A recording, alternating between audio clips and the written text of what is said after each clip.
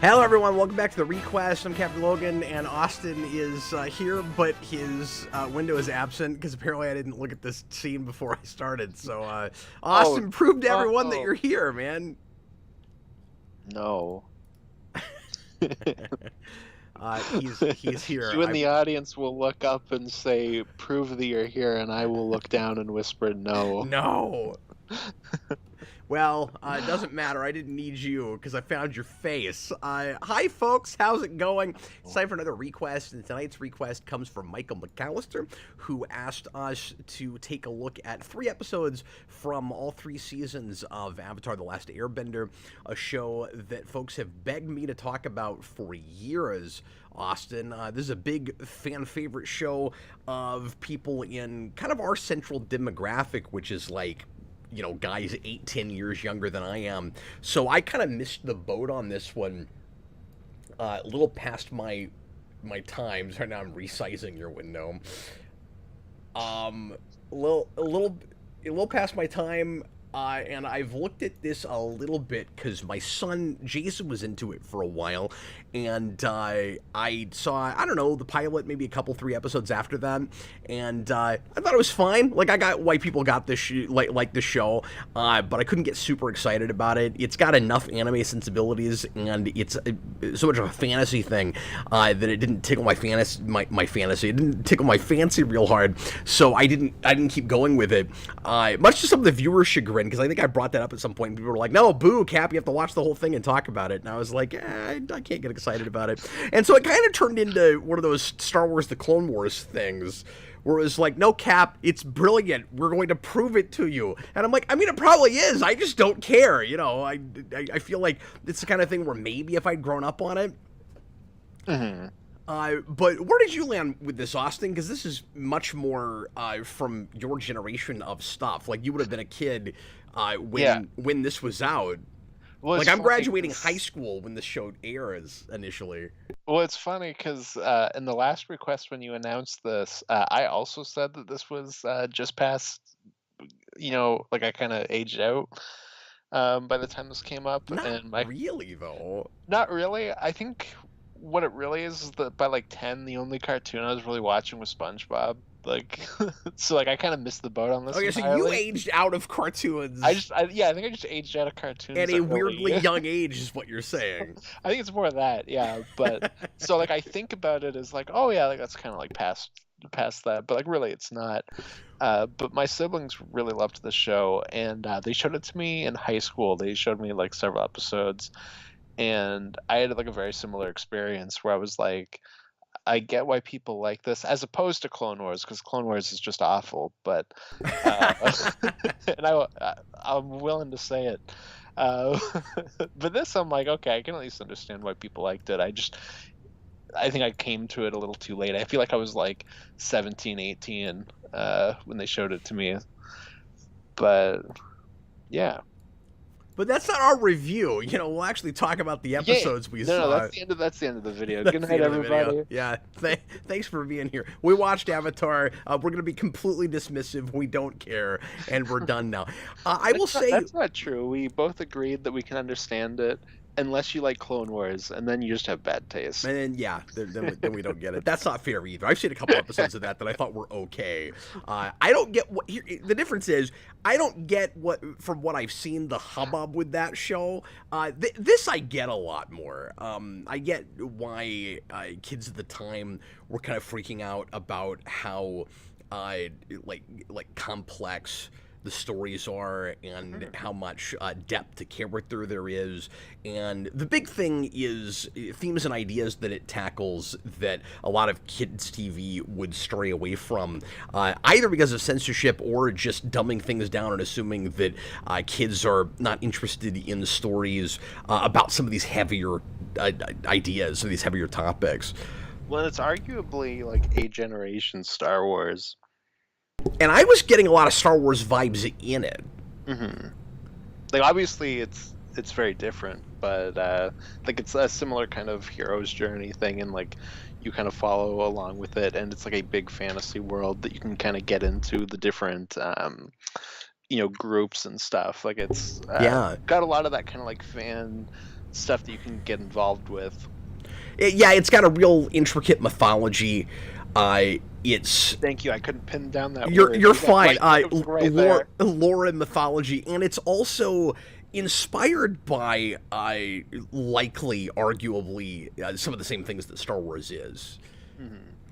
Yeah, almost And like undoubtedly. One of the reasons Star Wars was so popular, I think, is because it went back to sci-fi serials and merged them, fused them with some ideas that a lot of movies, particularly aimed at kids and families, weren't dealing with. The kind of Kurosawa of it all, and so you go to some of these Eastern ideas that feel real fresh to kids, that are inundated with Western things and kind of Judeo-Christian stuff.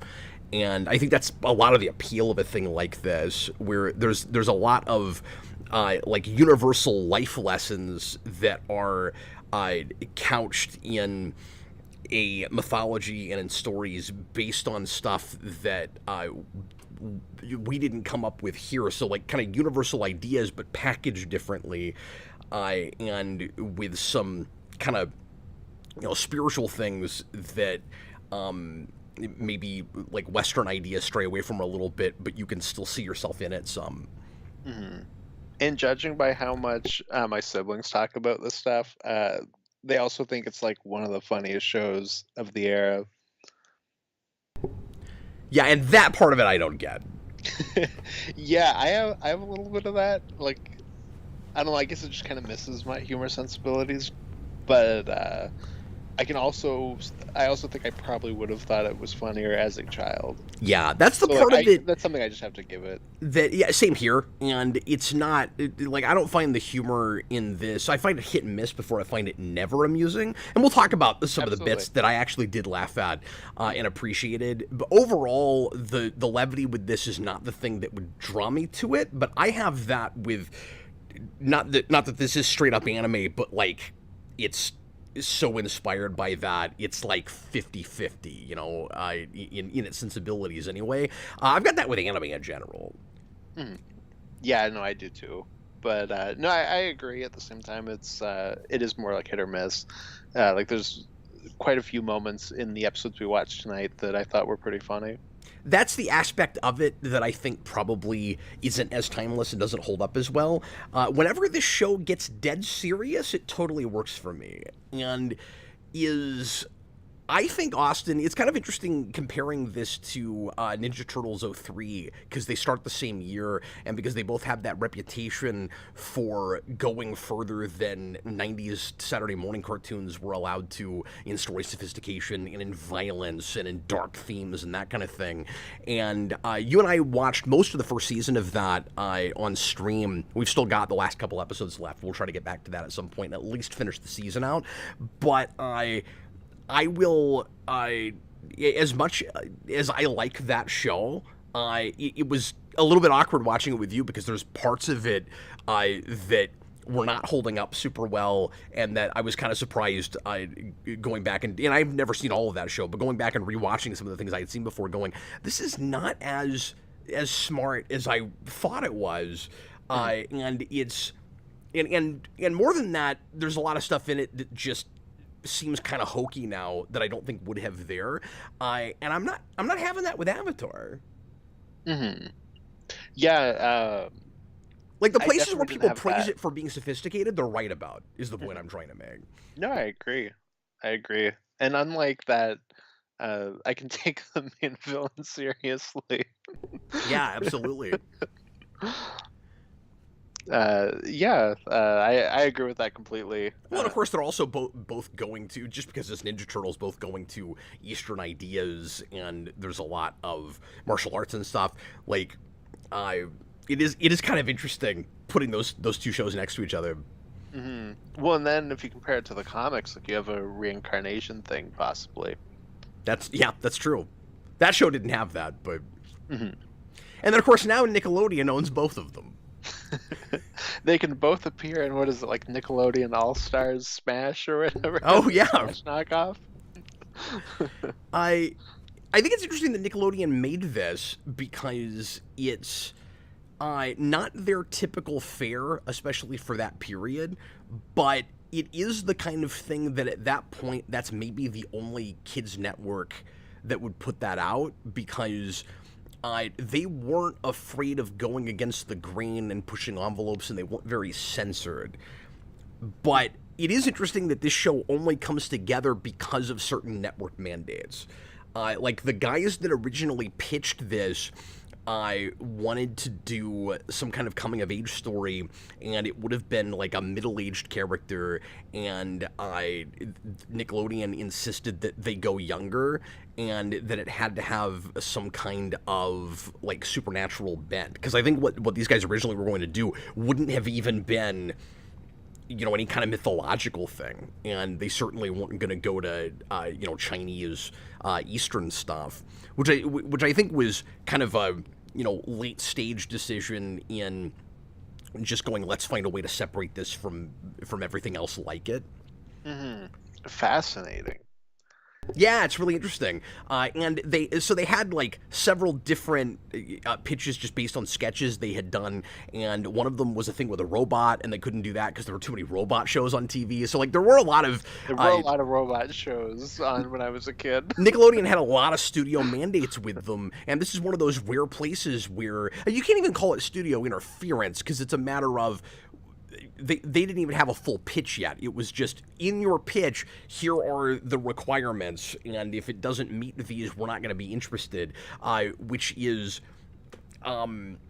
might sound stifling, but that's exactly how book publishers work, you know? It's like, right now we're looking for stories about, like, there's a lot of publishers, right, where it's like, we want stories about, like a mystery, and sometimes they get really specific too, where it's like, we want mysteries about lesbian couples and nothing else. You're like, there's not a lot of people writing that, but that's what we're doing right now. That's all we care about. That's why they're looking for it. There's not a lot of people writing lesbian mysteries. That should be the title of a show right First there. thing that came to my mind. This is neither here nor there. You know what my biggest complaint about the show is, now that I've seen a few episodes of it? What's that? It doesn't have an intro. I want a song for the show. Oh, sure. But I mean, I feel like that's like heresy to fans of this, because they adore the intro of the narration bit. Well, that's true, but there's no reason you couldn't tack on 30 seconds of a cool, earwormy, like a Smash Mouth song or something. No, I agree. You could do something. No, I don't need this to go full on Shrek or anything. I mean, that's kind of like what Transformers Cybertron does. That could have been cool. So maybe they just decided like their intro's already kind of long. That's probably what it was. Yeah, well, because this show, I was kind of surprised by this. It's already 24 minutes. Mm-hmm. Yeah, it's true. Yeah, which makes me wonder if it ever aired cut down some. You know, because that is long for network. Usually it's 21 or 22, so it's like there's a whole minute or two of, like, worth of commercials you're losing. Even for 20 years ago, I feel like most shows were a minute or two longer than this. Mm-hmm. So I don't know. Yeah. That's interesting to me. I don't know if it is to anybody else, but I was kind of surprised to see that length. Yeah, I mean, absolutely. Let me ask you this question. Do you think, and we'll get into the episodes we watched, but do you think this show was more of a gateway drug for kids into anime, or do you think it was as popular as it was because anime was already catching on so hard? I'm going to say a bit of both. I figured that's what you were going to say, yep. Oh, I just feel like that's the correct answer. Like, it probably is a bit of both. Like, it probably to some kids was the stepping stone, and for other kids, it's like, oh, like, you know, there's more of this kind of thing going on. Because I get why fans of this show, and I don't want to step on anybody when I say this, I get why fans of the show are so into it, and even why there's some really obsessed fans with this. It is a little bit surprising to me that it was as big as it was, just because I might have thought it was a little bit over some kids' heads.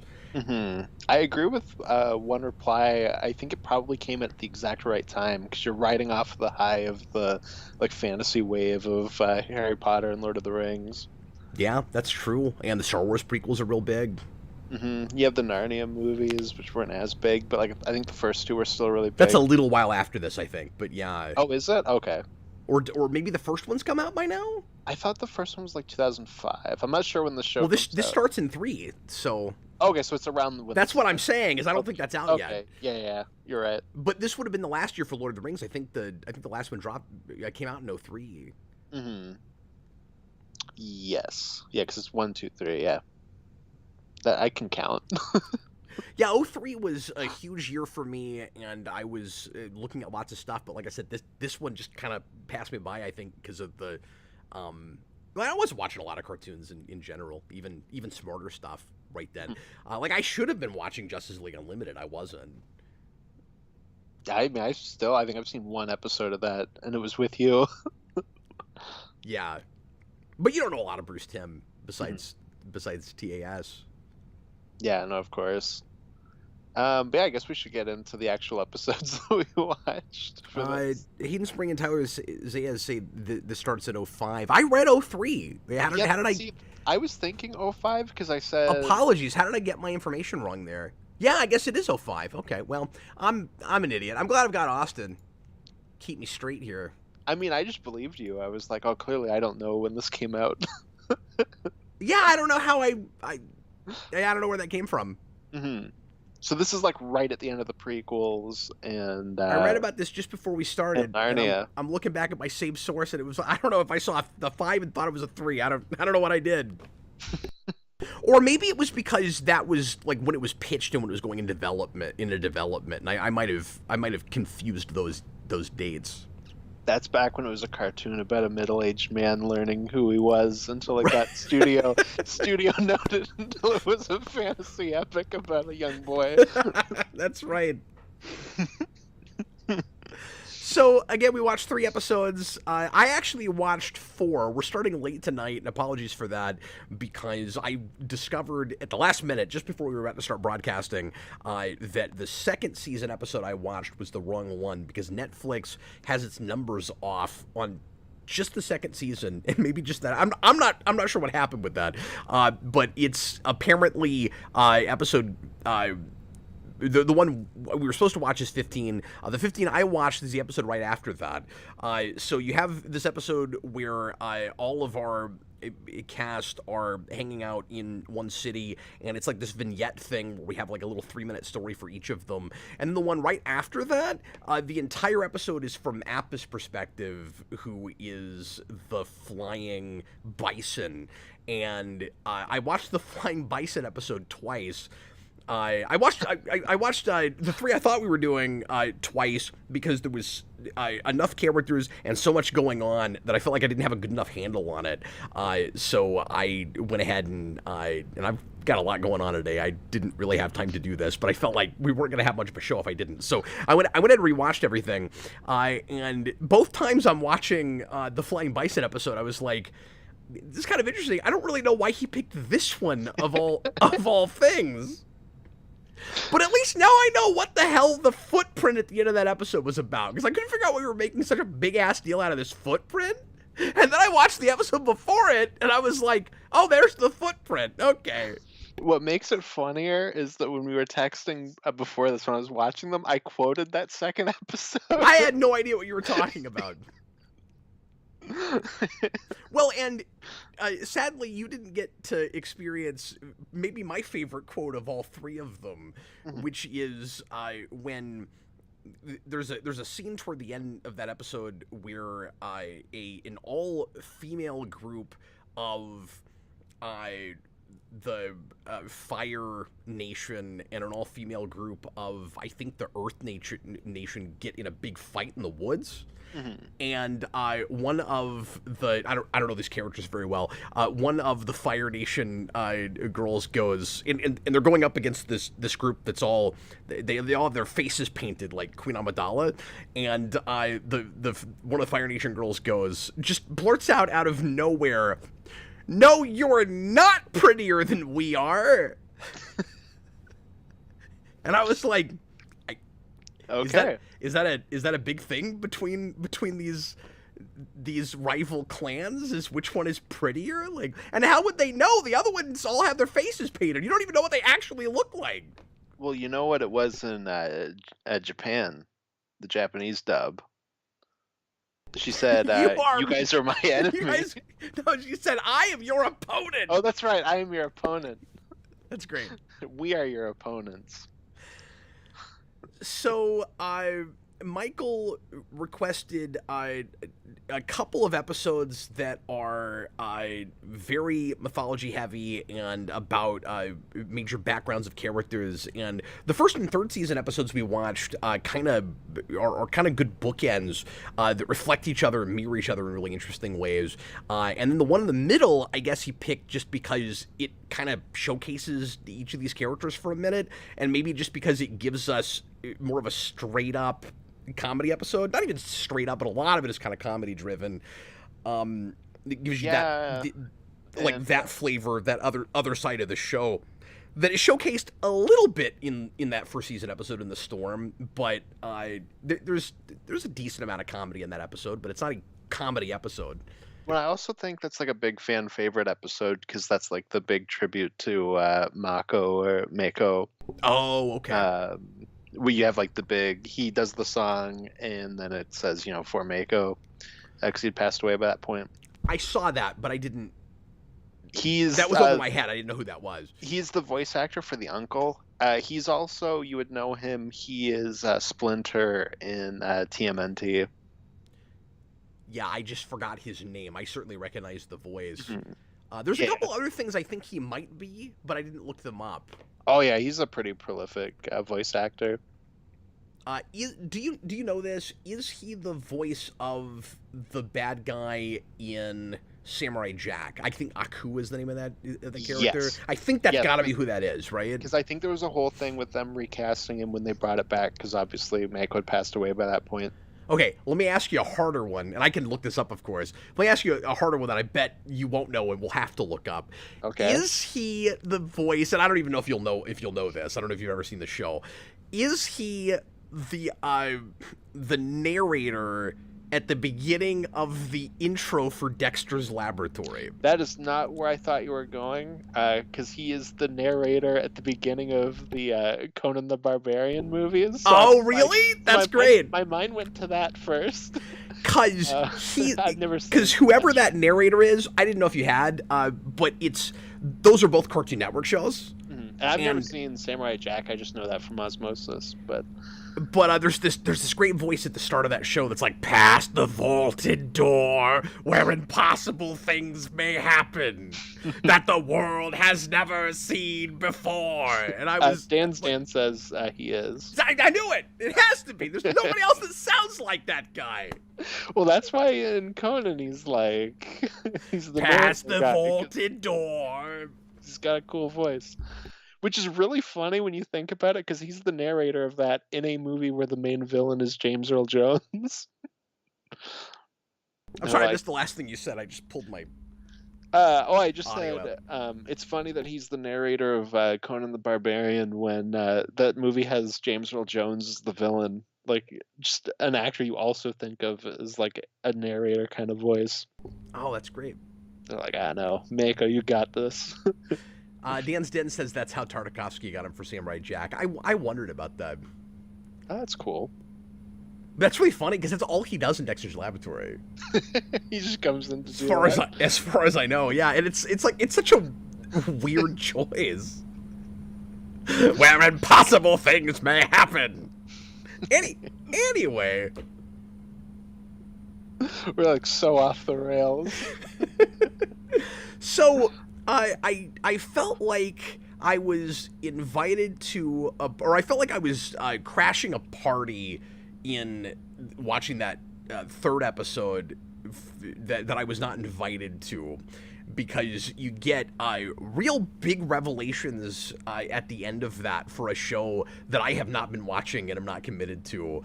And it felt a little bit odd watching that, where I was like, I really feel like this would all be much more impactful if I was along for this whole ride. And I appreciated getting that broader sense of just how intricate and complex and maybe in some ways surprising some of these things are, although the big, like, familial revelation at the end of that episode, I can't say was, again, since I haven't been watching the show, I can't say it's totally shocking, just because it's kind of a trope you see in things, right? Where it's like the good guy is, you know, originally the son of the bad guy. That goes back to Star Wars, or who you think, you know, should be one of the bad guys. Like, one of the big points this show is making overall is a free will over predestination kind of argument, in saying that no matter what your bloodline is, no matter what your parentage is, you have it's maybe harder if you came from ostensibly dark and bad and evil people, and you're gonna have to fight that in yourself. There's a lot of like people from your past that represent the war inside of you that you have to deal with, but you can deal with it, and you can move on and be whoever you want to be and do the right thing. It's that kind of story. So not totally shocking that, spoilers for this, of course, that Avatar turns out to be the son of a Fire Clan person, but yeah, absolutely. And yeah, I feel like both episode 2 and 3 have that to a degree. 3 is more noticeable, I would say. I felt like I had that quite a bit into knowing more about the show, maybe, because I'm like, oh, here's things that are like paying off with stuff, or like, you know, with like the Uncle Iroh thing specifically. I was like, this is probably more impactful if you followed the show along. We were probably more heartbroken that actor's gone. Not that I'm not, you know, like, this is sad, like that scene is really good, but I do feel like that probably hits a little bit more if you've been along the journey the whole time. Yeah, no, absolutely. Well, and even little things like when he's in the like prison or the dungeon or whatever in that third season episode, like, I don't know why he's there.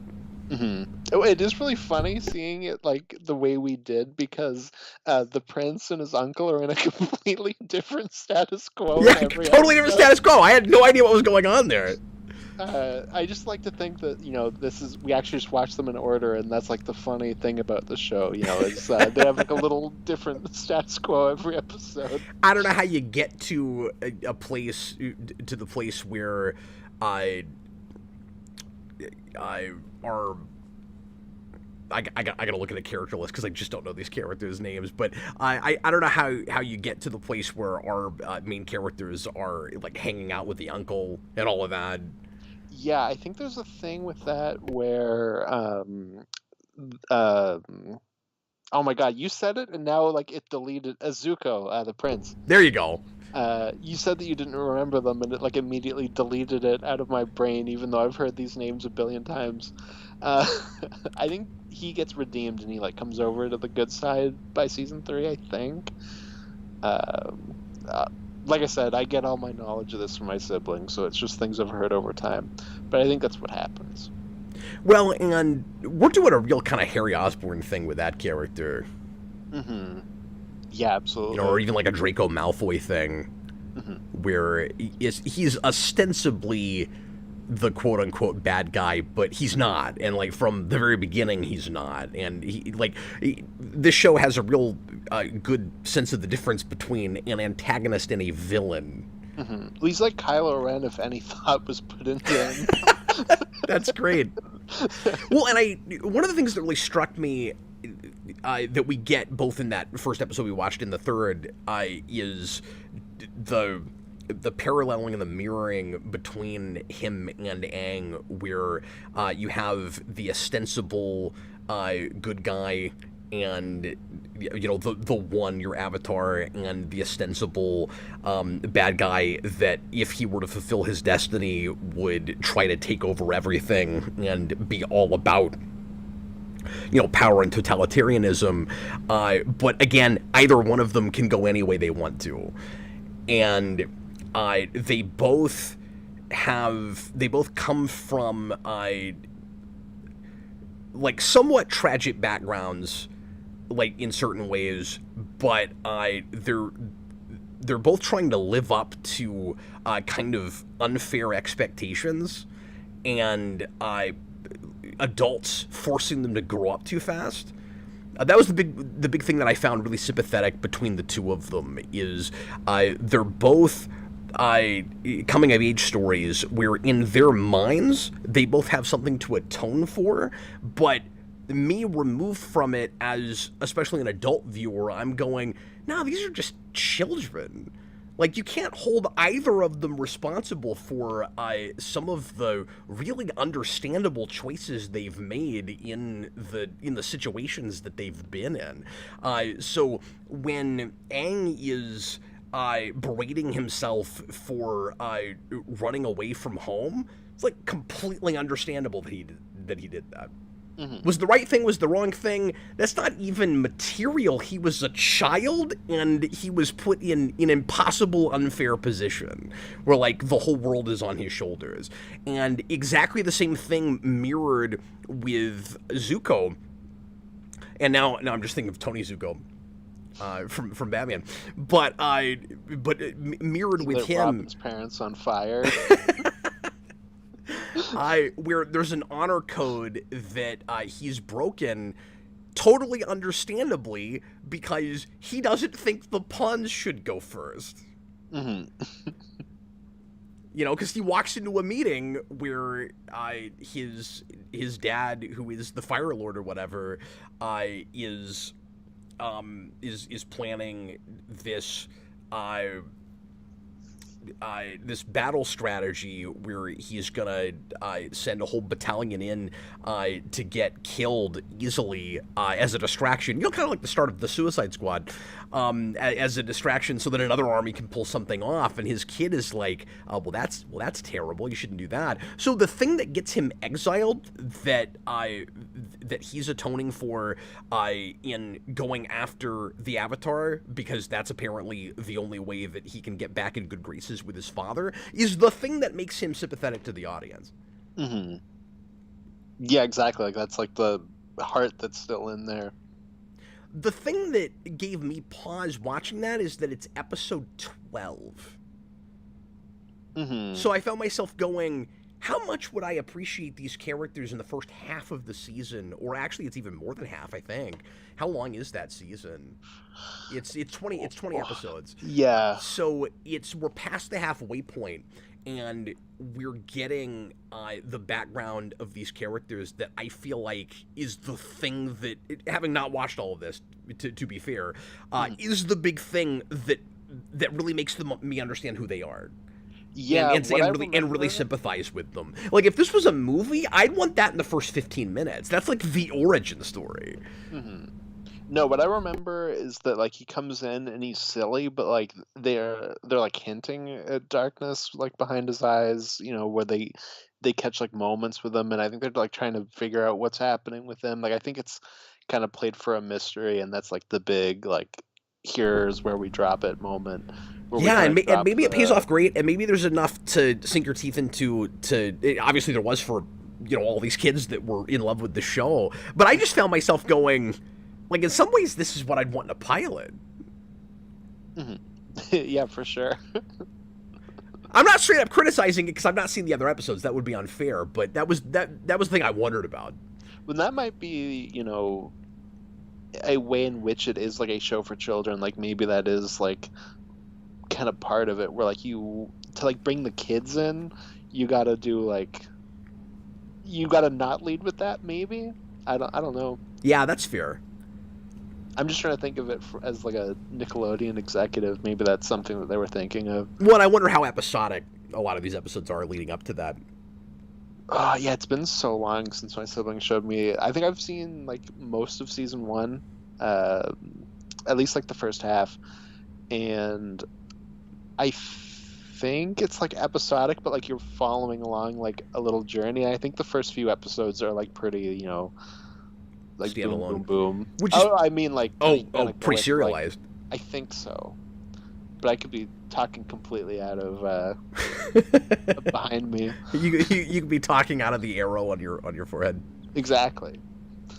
I did wonder about the arrow thing, because that's talked about as tattoos, and obviously they're not birthmarks or anything that these characters are born with, because. Well, I say these characters, like, I get that all the Airbenders, that's why he's the last one. They're all dead. But like, we get flashbacks of him as a child before he gets them, and yet, once he's the Avatar and he goes into kind of Super Saiyan mode, they like light up, and I just wonder how that works. You know, if you have something inked on yourself, why does it light up when you're using your powers? What I just wondered about that. It's a mystical tattoo. Oh, okay. Magic. You don't have to explain it. Well, that's actually all I needed. It's like maybe there's some kind of ancient magic they know about that works with the tattoo. That's fine. But why does the bison have it? Like, is it cut into his hair, or is it actually a tattoo? I could, but he's got fur. Well, it's like when you tell me you weren't preoccupied by that. You can't tell me you weren't preoccupied by that. No, okay, think about it like this, Cap. When you have Batman, sometimes he's got like the big bat head at the front of his Batmobile, right? Like the little like ramming thing that we all love. Right, yeah. It's like that. Like you want to put your branding onto your vehicle, and his vehicle is Appa or whatever. So he put his branding on him. That is one of the most like anime inspired designs to me. Like, that looks like an animal design right out of like Miyazaki. A Miyazaki movie. That's what I was gonna say. Absolutely. I thought it was pretty cool. In the episode that you didn't watch, that just follows him, he gets kidnapped and turned into a circus animal, and the whole thing is like an animal cruelty kind of message, and I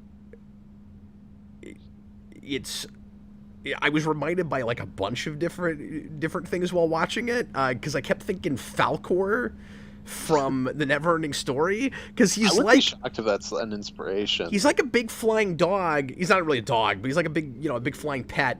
And at the beginning of that episode, you've got Aang flying around, like yelling for him, like the Falcor Atreyu thing. So Jason and I were watching it. We just couldn't help ourselves. We just kept going, Falcor Atreyu.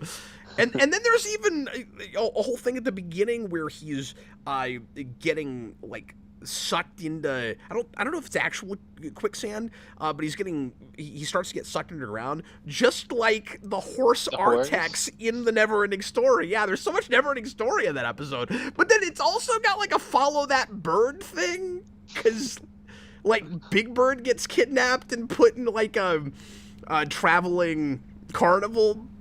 And so I was just reminded of the Bluebird of Happiness. Like, there were so many things that came to me. I wish Big Bird drowned like the horse in the Neverending Story. That'd be hilarious. Oh, but Follow That Bird is so sad. I should make you watch that. That'd be funny. But it would be more sad if he then drowned at the end. You don't even get a reprieve. So, what did you think of that Vignette episode? I thought it was pretty enjoyable. I think, like all Vignette things, some vignettes are better than others. But I thought it was interesting that they were all written and directed by different people.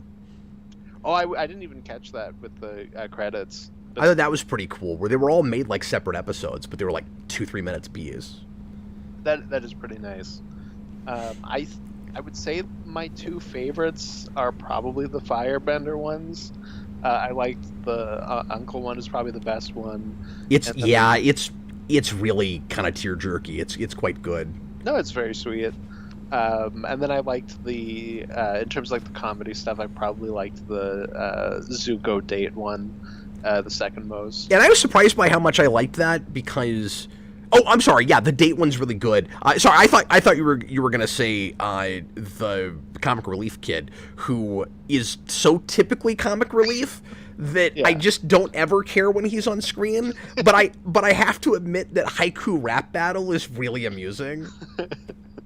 Yeah, I feel like I was starting to like tune out a little bit when it became this. I was gonna say, oh, it's this guy. I did love the premise of it more than the execution, to be fair. I think it starts great, and like some of the haikus they come up with, particularly for the girl that he's facing off against, are pretty good zingers. Like there's a couple of those where you're like, ooh, sick burn. I'm like, that's cool.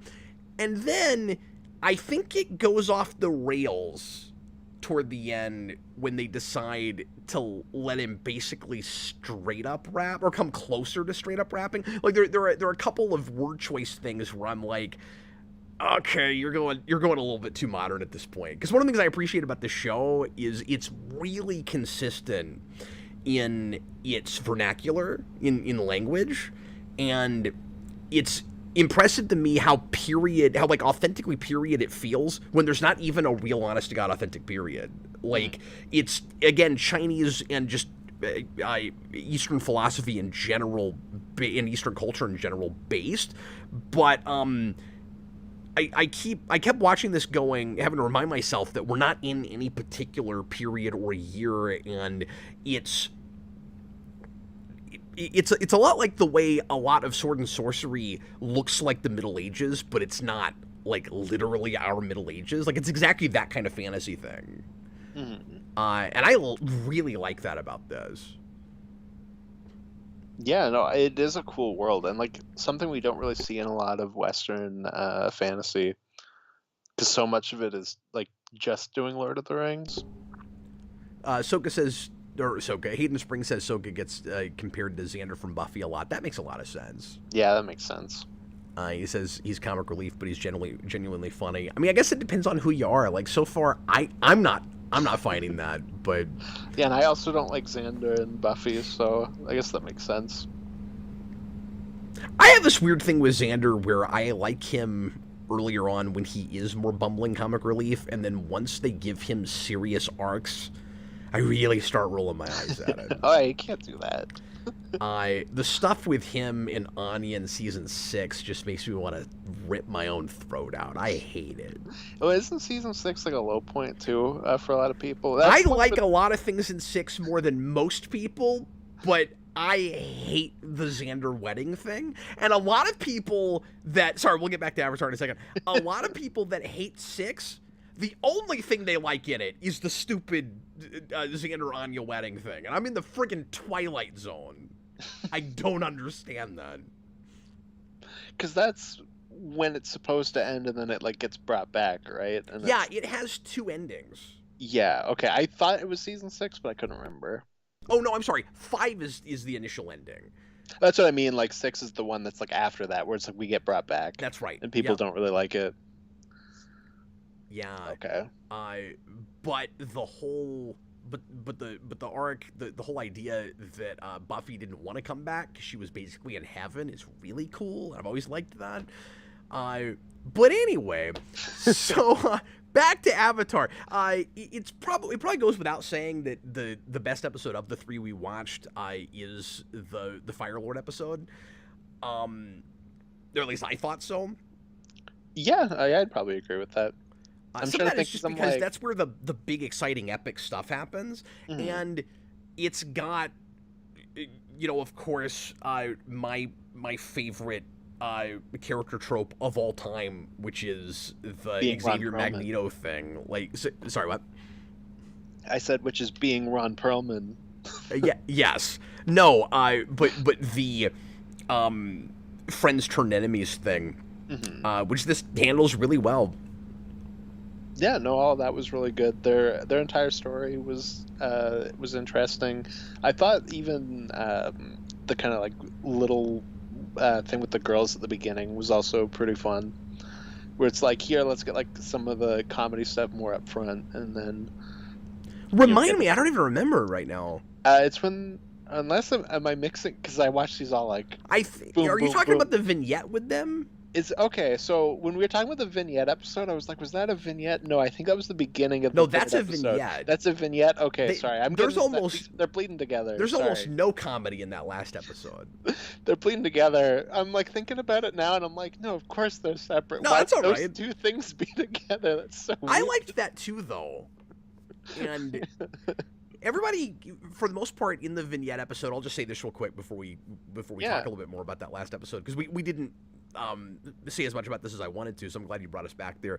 But I thought the weakest of the vignettes was Aang's, actually, because everybody else, even when it's kind of like veering more into anecdote territory than story territory, it'll lend itself back around at the end, and it'll give us a nice moment at least that either highlights something about that character that you maybe wouldn't have thought of, or that's just so indicative of that character that it's a nice spotlight, or it'll be kind of an honest to God opportunity for change, like you get with Zuko in his, which is why I think I liked that one as much as I did. Aang doesn't really have anything like that. He just kind of saves a bunch of zoo animals, and well, I feel like that's more of like a comedy, just like action one. And then one of the big things, and I thought about this when I was watching it, I was like, oh, Cap has no context to the cabbages thing, but that's like a payoff, I guess, like after that guy's popped up a few times. Oh, really? Okay. Yeah, it's like a running joke throughout, is this guy with his cabbage stand gets attacked and he screams, "My cabbages!" I also wonder if that sounds like a Pokemon joke to me. I wonder if I watched very much more of this show, if I would feel like I do right now, that Aang gets a little buried in his own show. And I don't know if I even really have a problem with that right now, because it does feel like much more of a ensemble cast show. So I think it is more of an. So far, I'm fine with that. And the thing is, being a coming of age thing, that's a character that there's not a ton to him initially, because he's just a kid who wishes he could be a kid, and he's got to live up to the power responsibility thing. Because it is very traditional hero's journey. So I'm not saying that he's too one note and there's nothing in like he's a blank slate. There's like nothing to that kid. He gets certainly some really good character stuff in just what we watched. But he's got so much growing up to do that it kind of makes sense that you're not just following him all the time. And I think if you were, you'd be in that kind of Luke Skywalker place. Well, he's a little whiny, he's a little irritating. I like that this kid's not whiny at all, not really whiny at all.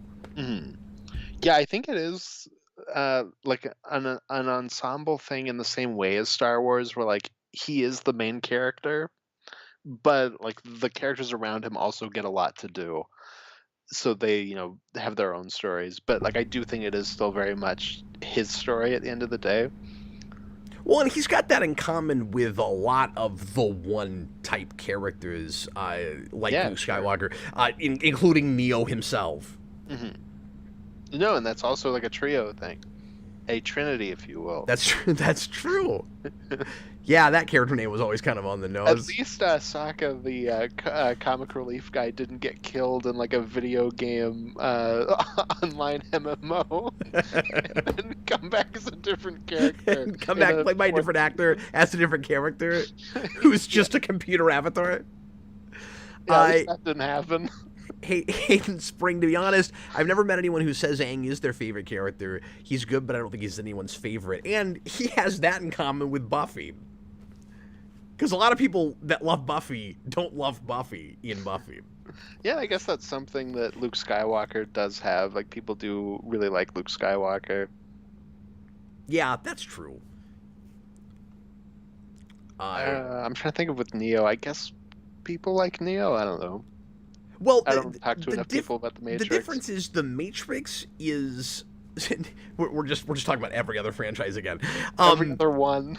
The difference is the Matrix is so like verging on melodrama that all of its characters are kind of intentionally one note and archetypal and kind of stand-ins for ideas. That is true. I guess it's more like Harry Potter. Like, I feel like Harry Potter is also one of the least interesting characters in his own stories. And he's got that Buffy and Luke Skywalker thing where he's a little too whiny sometimes. He's the one. He takes a lot. Like, it is a coming of age story. You get that he's not very mature at the beginning, but you wish he'd get to a maturity a little faster than he does. He's got a symbol on his forehead like Aang. Oh, that's true. Yeah. None of the other characters we're talking about have that. No, Luke Skywalker does not have like a little Yoda symbol on his forehead. No, Neo doesn't have like code coming down his face. Although that would be cool. That would have been cool. There is the White Rabbit thing, but that's not his tattoo. He follows someone with that tattoo. Anyway, Robert, $5 super chat. The Netflix version shoves Aang's backstory in the pilot, and it doesn't work at all. It completely kills the pacing, and it handles the exposition terribly. I have heard that the big issue with that show is it's a lot of characters throwing out exposition and dialogue. Yeah, like, I see where you're coming from. Where, like, I feel like you could maybe get that earlier, but maybe in, like, the first, like, 4 or 5 episodes. Yeah, like, I don't know if you'd want to lead with it. It is really front-loading exposition in a pilot. Yeah, like, I don't know how you would accomplish it, and I don't know if I'm right, because, again, I haven't watched those other episodes. I just found myself going, the big things I'm finding most interesting about both of those characters, I'm getting in this episode, and it's halfway through. Yeah, exactly. It's the only point I'm making, is I'm wondering what I would latch onto about them before that. And if there's enough, like, hinting at that, like, maybe we get enough breadcrumbs about their backgrounds with their respective tribes and parents and stuff. Is that Netflix version even still on, or did that get canceled? Let me know in the chat. I want to know. Didn't that people just start not too long ago? I think so, but I think people really hated it. No, I heard more mixed things about it. Oh, did they? Okay. Yeah, I think it watched okay, maybe, but maybe, yeah, maybe it also. I mean, numbers wise, like I think people watched it, but yeah, it also probably helps that it had a different live action version before that to compare it to. One reply, I love that Aang is just a good kid. Yeah, he's in some ways, and I don't mean to knock this show, because I like what I've seen of it okay, but we not too long ago did a blind commentary marathon on Ben 10, and Aang is a little closer to what I wanted from that character. Oh, okay. Interesting. Yeah, it's been so long since I've seen that. The kind of bratty, like brother sister, constant infighting thing doesn't do it for me.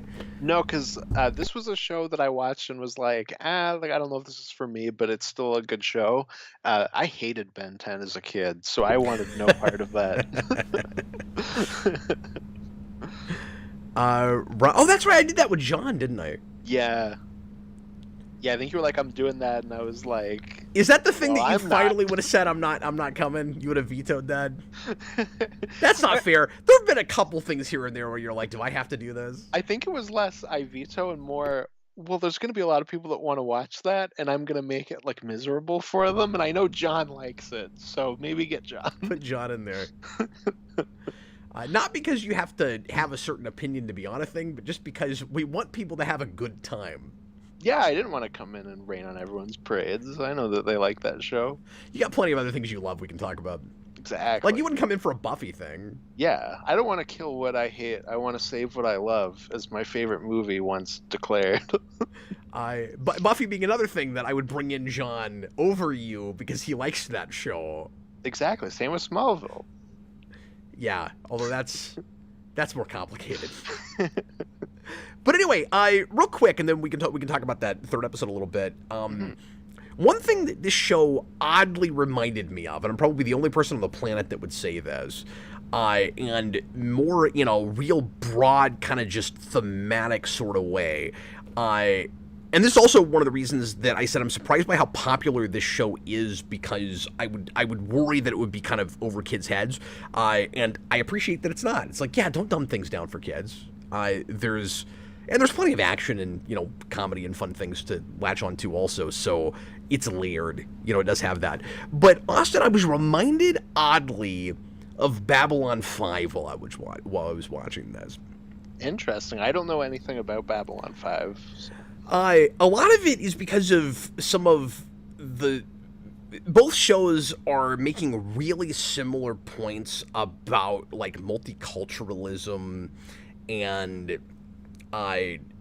like different nations or tribes or species or peoples, however you want to put it, that can find common ground in order to get along and create a stable world while still being separate entities that don't have to all like completely intermingle because they wouldn't necessarily be compatible. You couldn't really necessarily do that. And so I thought it was really interesting that so much of this show is about the importance of these nations all staying separate, but they can still be at peace. They can still get along. But they're all about different things. And so, like, at the end of the day, they're all the same in the ways that matter, but there are big like cultural ideas that define these peoples and that they're proud of and that they wouldn't want to change, that would be very incompatible. Yeah, for sure. I guess in that way it is kind of Lord of the Ringsy. I hadn't really even thought about it in that way, but where you have good people that are kind of from separate areas that maybe don't always get along but have to come together to fight the evil fire people. Yeah.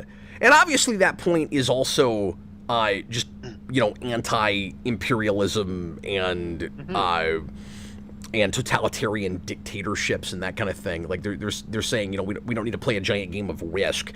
And so the whole idea of the Avatar is you have one hero that... And every time you get the intro with the show, I'm thinking Captain Planet. And, like, the elements are out of order, and there's no heart, and it's weird not to have a Mati. It's odd not to have a heart. But you got the one hero that I want to know what heart looks like in this world, where they can, like, control and move things.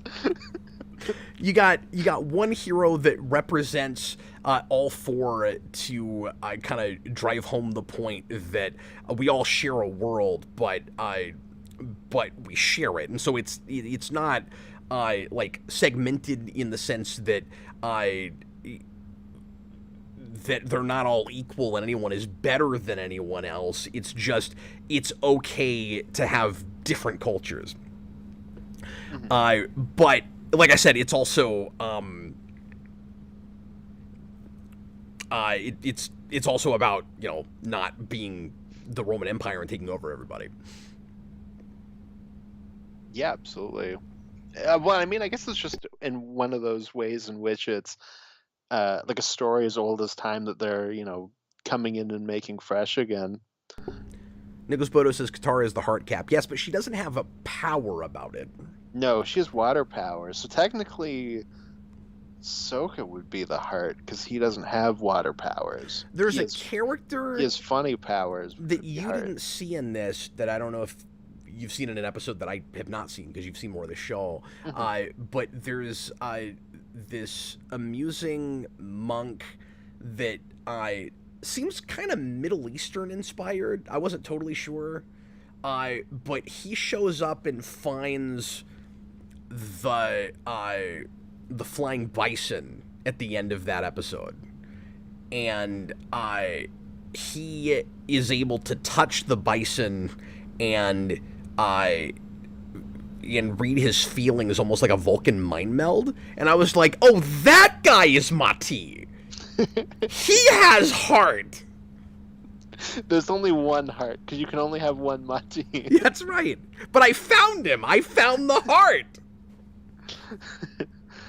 And then did Prince Zuko come in and say, now let our powers combine? And then they made Avatar? Yeah, exactly.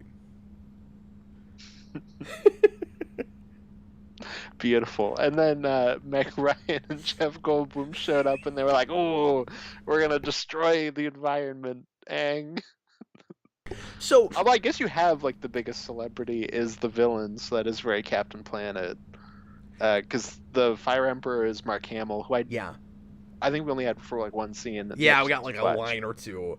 Yeah. I gotta tell you, the voice cast in this is stunning. I mean, it's so good. Mm-hmm. No, it is really good.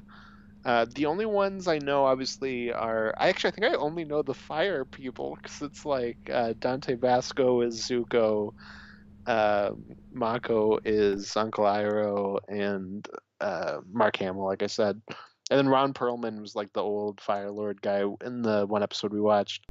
Yeah, and I didn't even pick up on that. That's cool. Yeah, well, because I heard him, I was like, that's Ron Perlman, but no, like surely that's Mark Hamill, but he sounds like Ron Perlman because he's the Fire Emperor, and then I realized slowly over time that it was like a different character. But Perlman does do a lot of voice work. Yes, he does. So it's not surprising that they were able to get him for the show. Mm-hmm. And especially during this period, he was doing a lot of voice work. Oh yeah, of course. So let's talk just real briefly about that last episode. I had a question about the ending. And I think seeing it a second time, I've got the answer to it now. But I wanted to know if you had the same thing I did, Austin. So you have this really... this show gets a lot done in 24 minutes. And I was really impressed with the history over a bunch of years between the great grandfathers, the old Fire Nation guys, and one is an earlier Avatar, and the other one is like the dictator, and they don't realize that the other one is going to be the Avatar. So there's a lot of talk about how surprising it is, and that they were destined to know each other this way. And that plays into the Destiny free will thing, which I think is really good. And anyway, I like how, by the way, throughout the episode, they're very clearly aging, and I just really like the animation in that. Mm-hmm. And all the different, like, they have like 4 different character models for those two guys. It's really good. There's also quite a few moments where a lesser show would have the switch, I think. Where they come in and they're like, "You're the Avatar," and I'm like, "Okay." And now he's gonna be jealous and be like, "Ooh, I'm evil. I hate you now." Yeah, I love they didn't do that. And then he doesn't, and then he comes back, and it's like there's like the little joke where he's like, it's custom to kneel before the Fire Emperor, and I'm like, "Okay, now here's the switch," and then it's not, and like it just keeps going, and it I think ends up being a lot more natural because of that. Yeah. Like I was thinking about that, and I'm like. Oh, like Harry Potter would have him switch immediately. It's the, oh, you're the Avatar? Ooh, I'm annoyed at you. Let's have drama for a little bit. Yeah, and I love how not obvious the ideological argument is there, because yet all these other Fire Lords for a long time that I guess kept the peace. And so that plays into that that theme of choice, and like that guy did not have to do what he does, but he decides in a misguided way it would be better for the world if we made everyone one. And of course what that really means is invade and take everybody over, and you have the great first class moment of we want the same things, we believe the same things. No, my friend, we do not. Like, you've got that moment, and it's really quite good. But the question I had is, you get to the end where they're both like ancient. They both look like they're 115 years old, and you have Roku. Because it's Roku versus Amazon Fire Stick. I had that exact same joke when I watched it, and I was like, I need to find a way to fit this in. Gotta get that in there. Yeah. So Amazon Fire Stick looks over at Roku's island, and it's falling apart, which is not surprising because we all know that Fire Stick is superior to Roku. Those things just break has a down bad all the layout. time. It's hard to navigate the menu. It's falling apart. Yeah, and like after a while, the Roku's always break down on me. And Fire Stick has a better track record. I say that as I have a Roku TV upstairs right now. And for some reason, every time I get up in the morning and I turn the TV on, it turns off immediately, and I have to turn it back on. And it only happens in the morning. I have no idea why. And I have none of these things, so I have no actual preference, but it is just funny. So you get what is that? What is that character's actual name? It starts with an S. Yeah, Samba. That's what I was. I can't. No, it's not. Simba. Anyway, so no, I was. So Amazon Fire Stick looks over at Roku's island, and there's a volcano. Mm-hmm. There's lava everywhere, and he's like, I gotta go. They're rivals now. They're against each other, and he goes, I'm gonna go help. And you kind of think it's gonna be the Spider-Man 3 thing. You kind of think it's gonna be I mentioned Harry Osborn earlier. Oh, buddy, old pal. And it's Sozin. Sozin, thank you. He flies over and he helps out Roku. But then he turns on him at the end and he goes, I'll have everything I want if you're out of the way. He says something to that effect. And then he leaves. And on first watch, I went, well, why'd you go there in the first place? Like, I was really confused about that. It seems like he goes there and he saves him at first, and then he goes, nah, never mind, and he flies back off. And on second viewing, I think what it is we're supposed to think that he's there to save his one-time friend, but it's actually just, well, I mean, this lava is going to consume his empire, so, like, he does have to do something about that. Is that all it is? Or am I missing something? Yeah, I mean, I guess it's that. Maybe... Did you have any confusion on this point? Because I just thought it was weird that he flies there and he helps and then he goes psych and he leaves. No, he's a villain by that point. That's pretty dastardly. But he's got this kind of moment of choice where he's got to think about it for a second. Mm-hmm. I mean, maybe he comes because he's like, oh, he is my friend, but then... the kind of issues they're having like are still there and they're kind of bubbling and he's like, no. Get this guy out of here. I don't know if I would, if that's all it is. I don't know if I buy it in the moment without a little bit of discussion about it. Mm-hmm. Dan Schneider says, I think the idea is that he changes his mind at the last minute. That's what Austin just said. Maybe it is. I don't know if I totally buy that if that's what it is, but mm-hmm. Robert Wild says he's also ensuring that Roku doesn't survive. That might make sense, but then if that's the case, he's just turning the knife to be a jerk face. Yeah, no, he's been wow. Also, people are saying in the chat earlier that Andrea Romano did the voice direction for this. Well, there you go. Makes a lot of sense. That explains quite a bit of this. Yeah. Yeah. What else did you want to mention about that episode? Well, I thought the first half of that episode was a different episode, so I'm like trying to make sure that I know which episode this actually is at this point. Well, like I said, it parallels the first episode we watched in a really cool way because it's two characters telling our two main rival guys the same story from different perspectives. And that first episode is not exactly that, but it's both of those guys themselves. I guess they're not actually both telling the stories, but they're both stories about their past that inform the like kind of redemption arc they're trying to go on right now. And it's interesting because they're both at loggerheads, but they get there to in the same way, so they're kind of the same in a lot of ways, which is the opposite of the friends turned enemy thing that you get in that third episode. And so I would assume that by the end of the show, they flip that and it's enemies turned friends. Mm-hmm.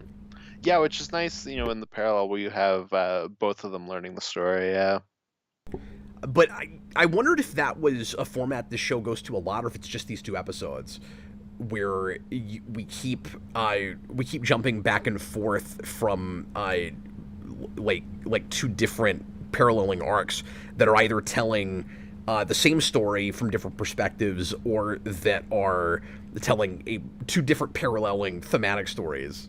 That might be something that they do more as it goes along, maybe. You know, something like Spectacular Spider-Man, where season one's like pretty standard in how it tells its stories, and then season two tends to latch on to like some sort of thematic thing, where like you'll have an episode where the teens are all in a play, and you're like cutting back and forth between the play and the story of the episode. Like maybe they do something like that where they get a little more experimental as they go, maybe. Yeah, sure. I thought it was kind of an interesting formula if it's a formula. Robert says Absolutely. he genuinely thought this was a commentary watch party and was thinking this is a really long preamble. Well, yeah, well, we're just making sure you're all at timestamp 0. Everyone We thought ready? we would review everything we watched and then watch it. Exactly. Swagger's Lover, they do that a lot. They're essentially dual protagonists. Yeah, that was the sense I was finally getting, but I had to watch that very late last episode before I understood just how involved that other guy is. Yeah, because he's still like the Zuko? villain. I still can't remember Zuko.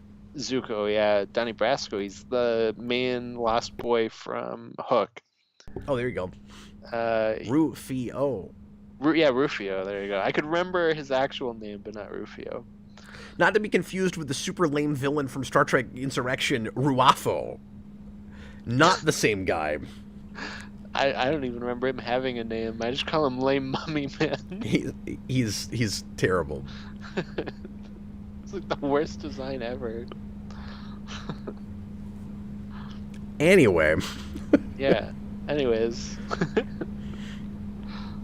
So yeah, these are quite good. Like, am I enticed to watch this whole show now? I mean, a lot more than I was before. I'm not gonna promise I'm ever gonna do that because it's still in a lot of ways just like my own personal sensibilities, not really my thing. So like, you strap me down and make me watch this, and I go, yeah, like it's as far as like character stuff, storytelling structure and things. It tickles a lot of my narrative sensibility, certainly, but just the aesthetic of it, the what do you call it? It's getting late. The aesthetic and the kind of genre of it, I guess, is not really my thing. But then I've also gotten more and more recently interested, or at least intrigued by like Japanese stuff, and this is not, straight up Japanese inspired. It's much more Chinese. But I, watching a little bit more anime lately, and just liking the aesthetic of like Japanese lore more than I ever used to. I found this more interesting and visually than I would have before. Like, I love that the fire guys have dragons, and they've got like Chinese dragons. No, it's cool. It's really cool. Like Chinese dragons with like the mustaches. It's cool. Yes, Bakura, the villain of Insurrection, has a name. His name is Ruafo. He's a Sona, which is also a Baku. The worst part because the Sona about that, are the Baku. The worst part about that is I already had forgotten what his name was by the time he just said it again. That's okay. Ruafu. Okay, I'll try to remember that. It's already gone. No, it's Ruafo. You couldn't even say it right the first place. I couldn't even get it right after that. You can't do it. Dan Schneider, I have a feeling there are a lot of moral lessons that you'll straight up agree with that are almost Star Trek-esque. Well, like I said, I mean, it reminded me a lot of Babylon 5, and Babylon 5 definitely has that. It just gets there in a darker, more twisted way than Star Trek does, and even the DS9 does. That's awesome.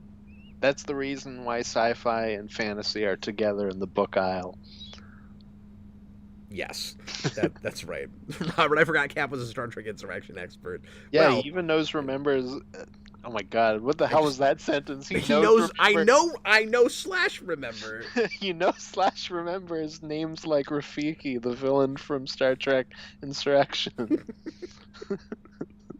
Yeah, it was really weird when they just cast a giant ape with a stick. I liked though when he hit Picard on the head with a stick and then laughed. That part was pretty good. Michael says, please stay away from Korra. It's trash. I've heard mixed things about that show. Yeah, same. I've always heard mixed things. I think leaning towards negative, but I think it's got its defenders. Apparently, this is supposed to get a theatrical animated movie in a couple of years. Oh, really? Yeah. As like a sequel or like?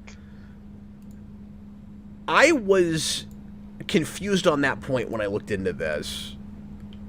Okay. Let me look again and see what exactly Yeah. this was saying. But we could always do the Shyamalan movie to catch up. Then we'll know the full story, at least up to where they adapted.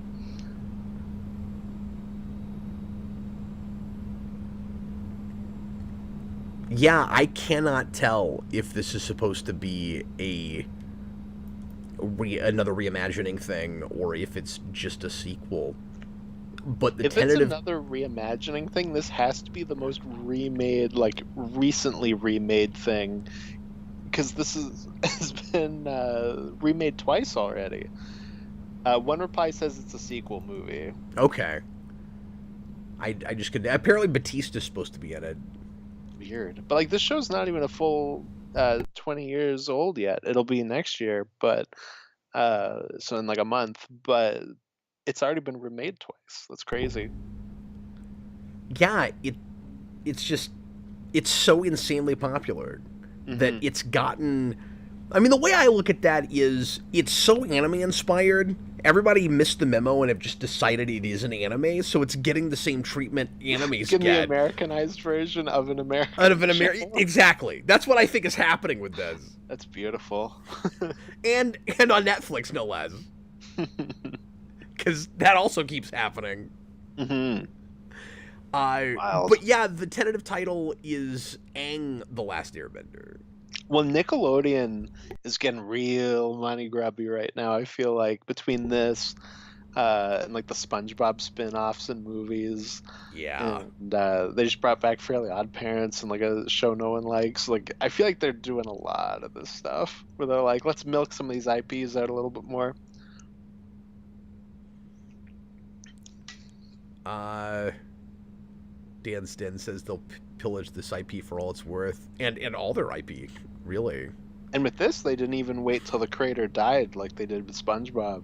Well, and Plushy DX just mentioned a thing I was going to say, which is they did the Ghostbusters thing where they created sort of like Ghostbusters. They created a studio. Oh, for I remember that. I think they announced that at the same time as the Netflix show. Yeah, so they made Avatar Studios. That's like Netflix opened up a Stranger Things studio. What I think is odd about that, if they do a lot of different projects, is this was, we didn't talk about this earlier, but this was a show that was conceptualized to only have 3 seasons, and and then we can't stop remaking it and now doing other things with it in the same continuity, apparently. It really is this generation's Star Wars, isn't it? Yeah. It is kind of weird that, now that I'm thinking about it, that the live action show didn't go to Paramount Plus. That is weird. Because it's Nickelodeon. Why is that on Netflix? And I assume Paramount made the movie. Bob the Hunt, $5 super chat. The sad thing is Shyamalan bonded with his kids watching the show. That's why he wanted to make the movie. It was a personal project. Yeah, it's really weird how that turned out. And of course, I've never seen that movie, but everyone agrees it's terrible. I mean, sometimes, you know, you jump into making something that you love because of that, but you're not the right person to do it. Yeah. You know? Well, and apparently the guys that worked on the show worked on that movie. How weird. Or were involved in some way. Mm-hmm. Because there was apparently, I read about this, there's apparently a rumor that the show creators have denied that Nickelodeon talked them into doing a season 4, but then they decided not to help Shyamalan with the movie. And then Shyamalan tried to insist on their making 4 instead of helping him with his movie. But they claim none of that ever happened. Crazy. So I don't know. One reply, actually, there have been a couple of leaks like yesterday about the new series in Avatar Timeline. What does that mean? Just like another show like in the series, like a spin-off. Oh, okay. But like, I guess there's in like the same continuity. Well, of Yeah, course, there's more announcements about this because we're covering it, and every time we cover something, it is true. always happens. Okay, great. Says they got kicked out in early pre-production. Wow, That's rough. interesting. All right, well, we gotta get going, but thanks a lot for watching, everybody. Hope you enjoyed it. Let's see what we're doing next time, Austin. I don't even know right away. Oh, Hayden Spring asked for a horror movie that I think is like a horror comedy thing. Oh, it's Tucker and Dale versus Evil. Yes. Yes, I've seen that on the list. Which we talked about moving at one point to October and doing around Halloween, but we didn't end up doing that, so it's falling now where it would have fallen. Yeah, I think you would like that. Oh, But cool. I could be wrong. Have you seen it? Yeah, I've seen it. It's pretty good. Well, I'm excited to do another good movie because it's not been the best track record lately. This was great, but movie-wise, we've not been in the best of shape lately. Yeah, it's got a really interesting premise. Okay, cool. It's an odd title. Hmm. Well, it's especially like kind of ironic with like what the movie's actually about. Okay. Because I went in being Because like, I know only nothing knowing the about title. this. It sounds like guys from a trailer park fighting demons. Like that's what it sounds like. That's exactly what I thought when I watched it. And that's not what it is? No, it's if you want to know, it's basically like a slasher movie where they're like two hicks and like they're just like lovable. Okay, but they are hicks. Like Yeah. I got hick out of that title. Yeah, no, of course.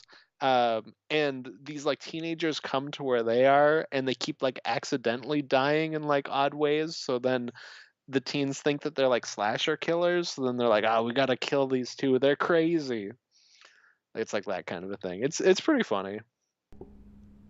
Well, guys, look forward to that next week. That will probably be the last request of the year, and I think, and we'll get back to regular ones again next year. We still have quite a backlog, but if you'd like to get on the list, patreon.com/geekvolution, the $15 tier lets you request a movie or a couple of episodes of TV like this. Usually we do pilots. This time this was a thing that I had seen a little bit of, so I was okay jumping around. And we'll also do short stints of comics. Austin and I are bringing the vault back regularly again, so we might sometimes do requested comics on that show and double up with these, so we could get these out a little bit more often that way.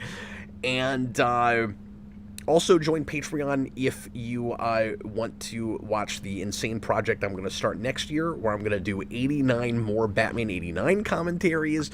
I'm going to broadcast those live, but then the playback afterwards will only be available on Patreon. And I'm going to start that in January, and I'm going to do it most weeks over the next 2 years. That's a lot of 89. That's a lot of 89. I'm excited about it, though. I'm already starting to make a list of different things I want to do with episodes for that. Some of them will just be me hanging out watching that movie again, and some of them, and I mean they'll all be that. But I'm thinking about doing things like different language dubs and listening to Tim Burton's commentary, and I'm thinking about watching it in different formats, like VHS and Laserdisc and stuff. So I'm gonna mix it up and do some different things with it. Hell yeah. Anyway, thanks for watching, guys. We'll see you again real soon. I was Captain Logan, and this was Austin, the Day Ghost. I just remembered. James Cameron is such a hack that the Avatar series is now introducing the fire blue people after they did the earth blue people and the water blue people. Which is 'cause he's nuts. just building out Avatar. When your name is also Avatar. How do you... That's got to be unprecedented, where you're ripping off from a thing that has the same name that your thing has. James Cameron's like, you know what? I got caught off on Terminator once and nobody did it again. I'm just going to go blatant this time. People are shocked, apparently. Jareth Gerhardt thought that this was an early April Fool's Day joke. I got a message from somebody yesterday. I think, who was it? Was it Tyler Overall? That was like, is that actually happening, or is this just an elaborate prank? I was like, no, I'm doing that. Like, nobody believes me. It was that Blizzard announcement where they announced the next Diablo is a mobile game, and like every single person that came up to ask a question was like, "This is a joke, right?" Nobody believes it. Nah, I'll try to mix it up as well as I can. We'll have a good time. I might go insane, but we'll have a good time. Okay, good night, everybody. See We're ya. gonna get going. See ya, folks.